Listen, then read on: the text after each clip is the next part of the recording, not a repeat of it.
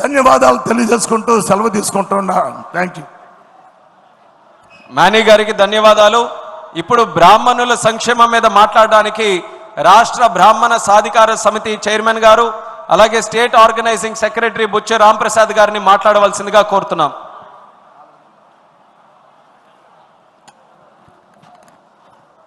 అందరికీ నమస్కారం. సర్వే జన సుఖినో భవంతు, సర్వ లోక సుఖినో భవంతు అంటే ప్రపంచమంతా సుఖంగా ఉండాలి, అందులో నేనుండాలి అని అనుకునే వ్యక్తిత్వం నారా చంద్రబాబు నాయుడు గారిదని మీకు నేను తెలియజేసుకుంటున్నాను. ఎందుకంటే అందరి సంక్షేమం చూసే వ్యక్తి నారా చంద్రబాబు నాయుడు గారు. ఇవాళ ఈ మహానాడు వేదిక మీద నాకు మాట్లాడే అవకాశం ఇచ్చినటువంటి జాతీయ పార్టీ అధ్యక్షులు పూజ్యులు నారా చంద్రబాబు నాయుడు గారికి, అదేవిధంగా యువగళంతో ప్రజా ఉద్యమం నడిపించి విజయ పందాలో నడిపించినటువంటి వ్యక్తి హెచ్ఆర్డి మినిస్టర్ నారా లోకేష్ గారికి నేను కృతజ్ఞతలు తెలియజేసుకుంటున్నాను. ఇంకా గత ప్రభుత్వంలో జరిగినటువంటి దాడులు బ్రాహ్మణుల మీద, అదేవిధంగా హిందూ మతం మీద వాళ్ళు చేసినటువంటి దాడుల గురించి చెప్తే నాకు ఇచ్చినటువంటి సమయం పూర్తయిపోతుంది. అందుకని నేను అవన్నిటి చుట్టికి కూడా పోవటం లేదు. కొన్ని మాత్రం మీ దృష్టికి తీసుకురావాలనుకుంటున్నాను. ఆ రోజున వాళ్ళు చేసింది ఏంటంటే భక్తులను దేవుడికి దూరం చేశారు. అదేవిధంగా దేవాలయాలలో వాళ్ళు హుండీలు మాయం చేశారు.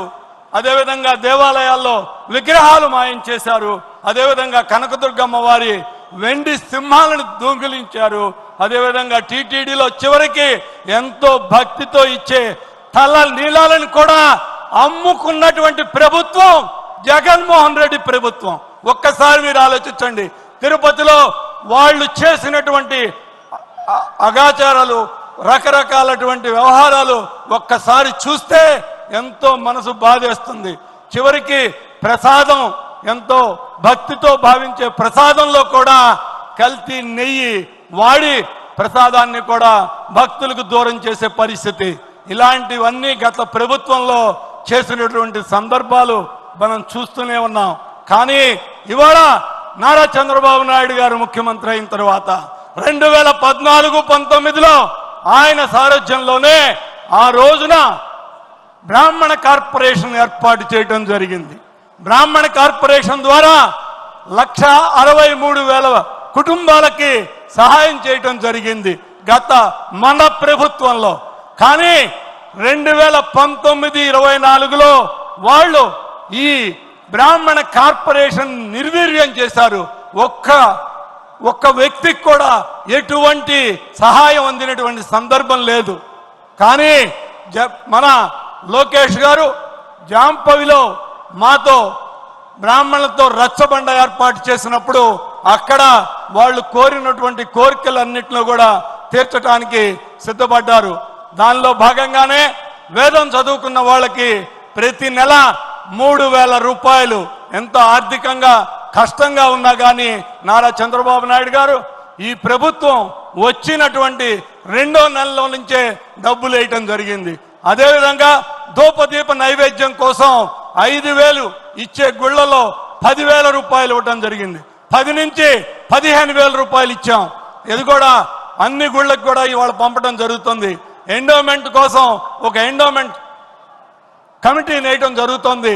అదేవిధంగా ఇవాళ ఈ రాష్ట్రంలో ఆగమ శాస్త్రం అంటే దేవాలయాలలో పనిచేసే విధానంలో ఈవోలు, రకరకాల వ్యక్తులు వాళ్ళ ఆలోచనల్ని స్వాములు వచ్చి శ్రీశైలంలో రకరకాల కార్యక్రమాలు చేశారు.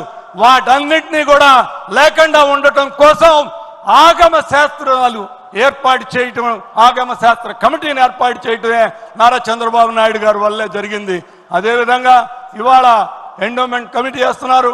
తర్వాత ప్రతి గుడిలో కూడా చిన్న గుడి నుంచి టీటీడీ దాకా కూడా ఒక బ్రాహ్మణ్ డైరెక్టర్ని వేస్తామని చెప్పారు.